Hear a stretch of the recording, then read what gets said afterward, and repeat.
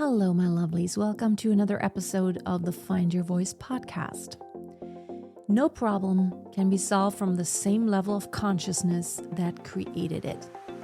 Albert Einstein said that. And today I want to talk a little bit about consciousness and expanding consciousness. I have talked about this before. I have been reading the Seth books. I'm on the second one right now, and they're very expansive. It takes a long time. I'm listening to them as an audiobook, which is actually pretty nice because there are different voices, because there's someone who's writing down and he makes notes. There's a dictation going on. So Seth dictates Jane Roberts all the stuff in the book. Which that's insane. Thinking of how could a human being come up with that? That would be very amazing if a human being actually, just one of us, just came up with that just on the spur of the moment. So, but what I'm saying is it doesn't really matter how all of this was created, all of that, what's in the Seth books, or even anything that's in a philosophy book. Anything that the Greek philosophers said, anything that anyone says about life, about existence, about how we perceive everything. I have always believed, maybe that's something I have become conscious of just in the past few years. I strongly believe that all the knowledge, all the wisdom of humanity, of nature, of the universe, is in each and every one of us, and it has always been. It's never outside of us. So basically, all the thoughts that have ever been thought, you have the potential to think those thoughts. I remember as a child, I felt like, when I read that Greek philosopher or even Nietzsche, I always thought about the fact that I had that debate with myself before. I have thought that thought, maybe in a slightly different angle. But I always felt like I didn't need to read that book. But the book was always there to bring those impressions, those thoughts, that wisdom that I already had inside of me to the surface. So it's never like anything new was created in my consciousness. It just came to the surface and I became conscious. Before it was in me, but it was in my subconscious. And there are a few things that happen when you really go on this journey of intentionally expanding your consciousness. What does it mean to expand your consciousness? It really means to expand the things that you are aware of, not just in the world around you, but also in yourself. And recognizing any dissonances or any tendencies without scrutinizing or judging, by just observing and becoming aware, I feel we raise our level of consciousness. I am definitely on a journey right now of expanding my consciousness. And the books that I've been reading that were about, anything that started even in my childhood when I started having discussions with my dad about philosophy. When I read Schrödinger's Cat, which is really about quantum physics. When I researched about astrophysics. All of this, it's really suspicions. It's not anything we really know as humanity, but even how the universe was created or how it started. It says Big Bang Theory. And now there are different theories. There's not just the Big Bang Theory. Maybe that's not how it happened. Truth is, we were not there. No one really physically saw it. But those are calculations. They are, it could have been by what we see now. Some say, no, the universe is not expanding. And all the things, even things that I learned at school in physics class, are now obsolete. Some of the things that we learned back then, now what they teach in school is like, no, that was all wrong. So, I mean, there are things we can see in nature that are natural laws, but even that, it's the Schrodinger's cat principle. Here's that thought experiment. So there's a cat inside of a box. Now we're going to check, like, is that cat dead or alive? Now, what if we don't look? Is that cat dead or alive? If the cat is dead, if we don't look, if I don't look at it and actually see the reality of that cat being dead, if I don't see it and no one sees it, is it then truly dead if no one has ever perceived it? It hasn't entered any consciousness, right? Basically. What if I do see it? Is it then? Is there an alternate reality? Is it just because the moment where I saw it, that is the state that it's in and that becomes my reality? Is it someone else's reality? These are thought experiments. It's like basically just, cogito ergo sum. I think, therefore I am. Everything that we experience in life is because of our perception. And we all know that your perception doesn't equal someone else's perception. You may feel like, I really like beer. And I will say, I hate beer. Beer is nasty. Beer is disgusting. That is my perception of what reality is. It's my own reality, but it might not be your reality. You may not like beer either, but you get what I'm saying. Someone may think something is beautiful, and that is their experience, that is their perception because of everything they are and everything they have been taught, everything they have ever discussed with anyone. All of our experience play into the reality that we experience right now, and it's not someone else's reality. It's your reality. So the question is, what is reality? Can you alter your own reality? And I say to a certain degree, you certainly can.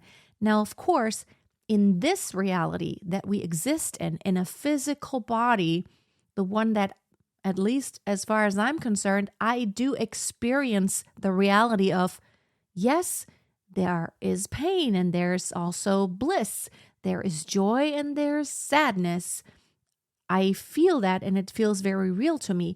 But in this physical body, there are certain rules that I feel like we have to adhere to because maybe it's just my perception and everything that my consciousness has taken in and has soaked up in my existence during my, ever since I've existed, which there's another argument. Maybe there was no start and end. Maybe there's not something such as time. It's only our perception that there's a past and a future and a present. Have you ever read Eckhart Tolle, The Power of Now? It's a great book. It's really about all suffering really stems from past and future, like regretting past, worrying about future. But actually, right in this moment, there is no suffering. We could argue if you're in a war and you get hurt and you get injured, there is suffering right now. But the truth is, the only moment that you can live in is only now. You live always now, never in the past and never in the future, because it's not helping you. You really only experience now. But our consciousness, our reality is confined to all the things that we have learned are real.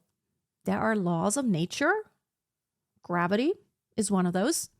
And that we have a life expectancy. And then when we're old, we will die in this physical body. And it's almost like, in the Four Agreements, in the first part of it, he starts out with saying, this is your reality, the reality of the world, that it's like human beings made up this reality.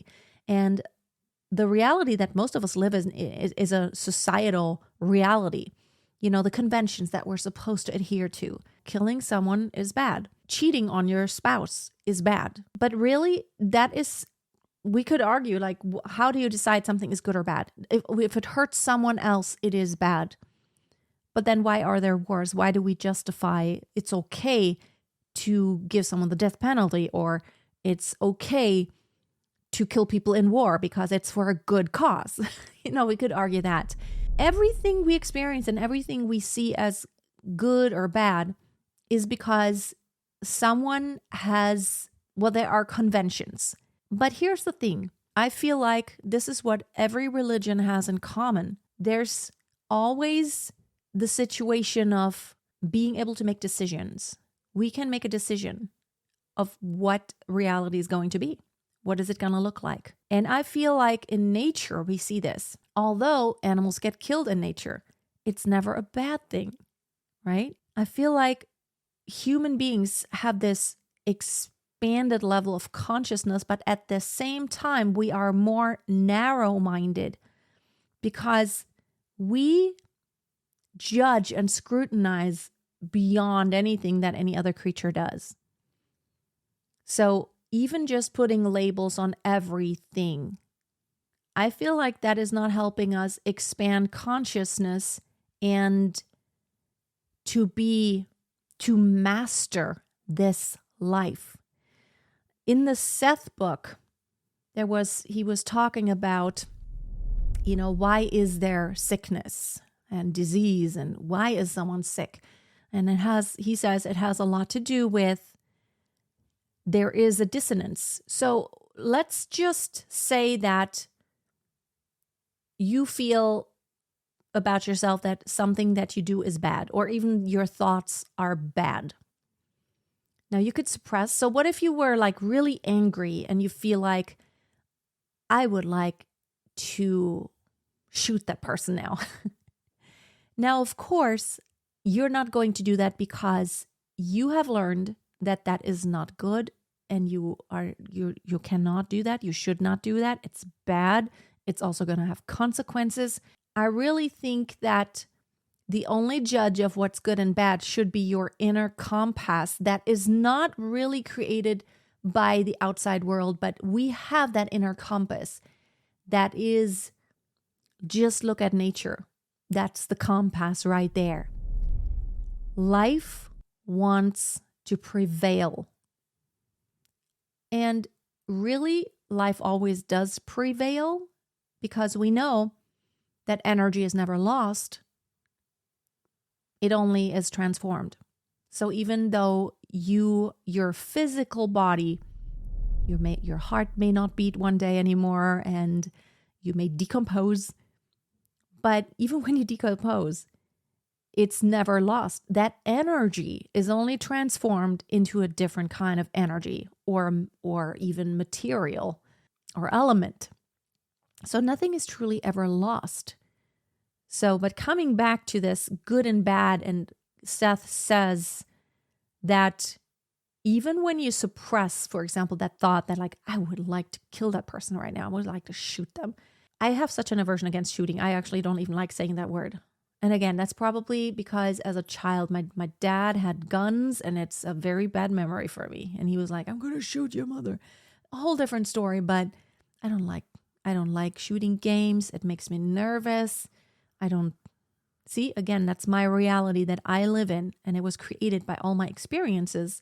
But when I try to suppress that thought, even though I'm truly thinking it and I'm feeling that way, that's not how I achieve true goodness or an inner balance. Then there is a dissonance because I'm only suppressing something that is actually there. I'm not acting on it, but I'm not acting on it because I have told myself that this is bad until I get to the point of not having that thought, or you can have that thought, but not scrutinizing it. That doesn't mean you need to go and kill everyone as soon as you feel like you're angry and you feel like right now I could. I mean, with my kids, sometimes I have to bite my lips because I would just like to yell and scream. What I have realized is that instead of suppressing, what is much healthier is to ask myself, Why am I feeling this way?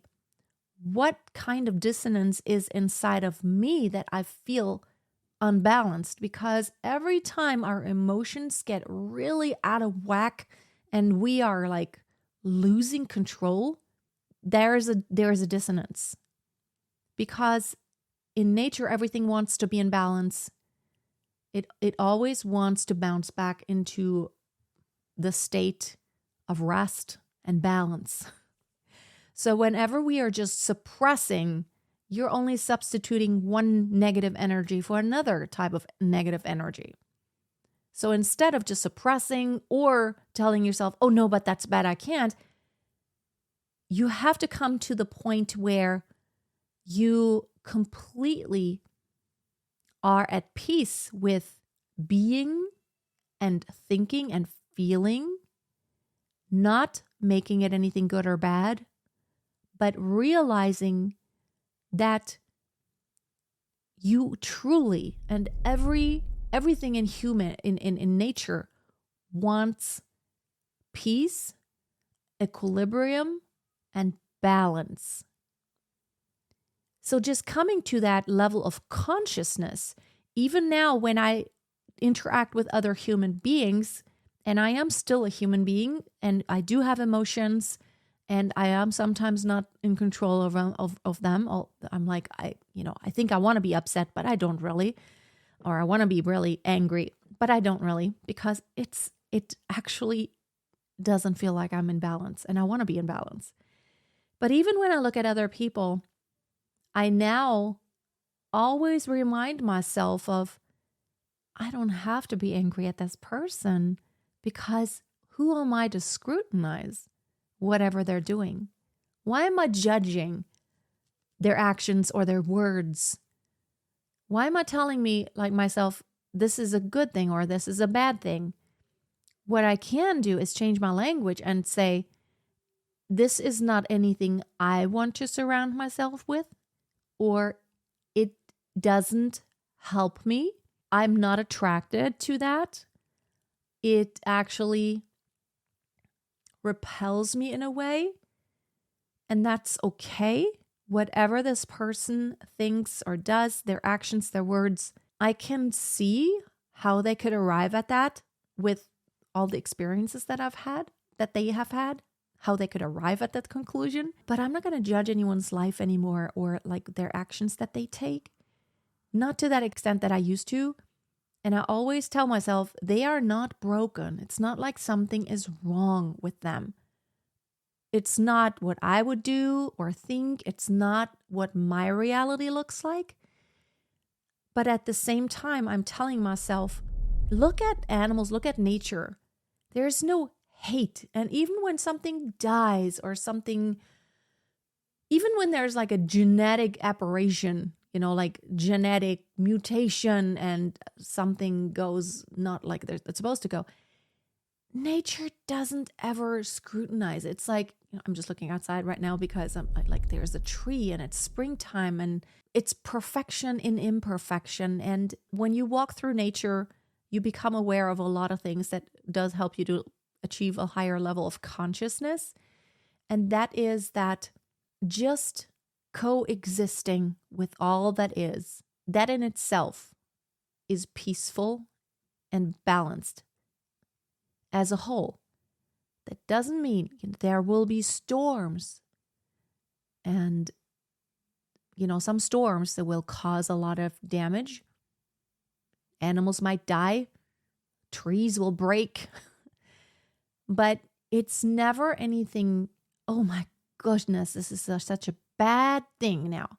As a whole, there is balance.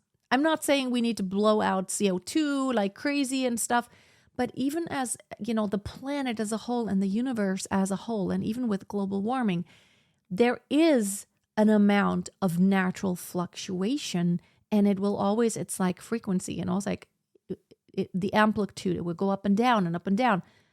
But overall, it will always bounce back into the state of balance. It always wants to come back into the state of balance. We just have to trust in that. And for me, expanding consciousness means to be better equipped to understand myself and all that is around me, to be aware of other levels, things that are outside of my current reality. So yeah, very philosophical, but I would love to hear what you think about that. Now, even with, whatever you believe in, whether you're a Christian or even an agnostic believes in something. It might not be a God, but you believe in something.